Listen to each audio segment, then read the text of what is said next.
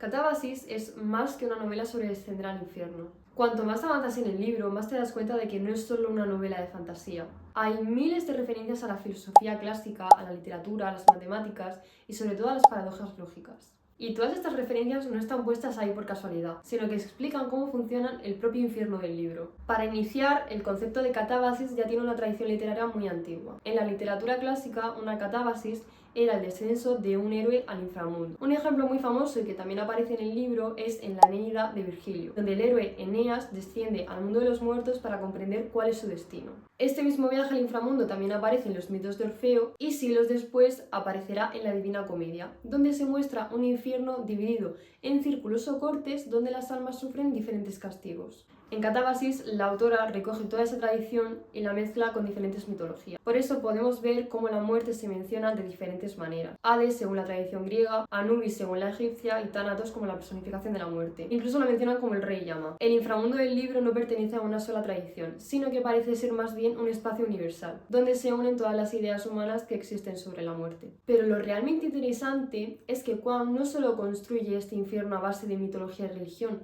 sino además con filosofía. De hecho, una de las primeras referencias que encontramos en el libro es una de las frases más famosas de Jean-Paul Sartre: "El infierno son los otros", de su obra A puerta cerrada. Esta frase se suele interpretar como la idea de que la mirada y el juicio constante de los demás pueden convertirse en una forma de tortura. Y eso encaja muy bien con el mundo académico que describe la novela, donde los estudiantes viven bajo la constante presión de demostrar que son más inteligentes, más brillantes y más valiosos que los demás. A partir de ahí, el libro comienza a introducir reflexiones filosóficas cada vez más complejas. Aparece la figura de Sócrates y la idea de que el alma puede reencarnarse. Y también aparece el concepto del eterno retorno de Nietzsche, que plantea una idea muy inquietante: que todo lo que ocurre en el universo podría repetirse eternamente una y otra vez. Pero si hay algo que define realmente el infierno de Catábasis es su obsesión con las matemáticas. En la novela no nos encontramos ante un espacio físico normal, sino que parece construido con geometría imposible.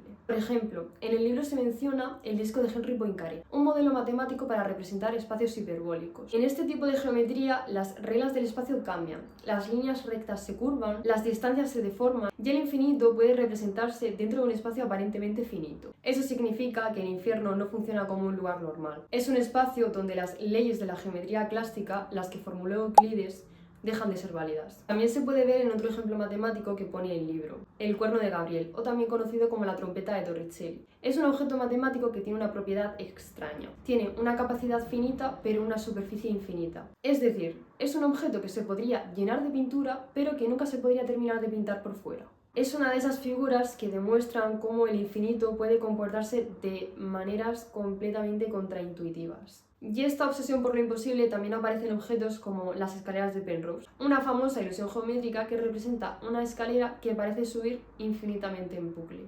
En un mundo normal esto no puede existir, pero en el infierno de Catábasis sí. A medida que avanza la historia, las matemáticas se van mezclando con otro tema central del libro: las paradojas. Una paradoja es una afirmación que parece que tiene sentido, pero que si la piensas mucho lleva a una contradicción. Un ejemplo clásico es la paradoja del mentiroso. Es aquella que dice: el siguiente enunciado es falso, y posterior a este, el enunciado anterior es verdadero. Si la frase es verdadera, entonces es falsa, pero si es falsa, es verdadera. Este tipo de paradojas ya aparecían en la filosofía antigua. Las más conocidas son las paradojas de Zenón. Un ejemplo clásico es la de Aquiles y la tortuga, que decía que si Aquiles en una carrera le daba ventaja a la tortuga, este nunca iba a ser capaz de alcanzarla, porque para alcanzarla primero tendría que recorrer la mitad de ese recorrido, y luego la mitad, y luego la mitad de la mitad, y luego la mitad de la mitad.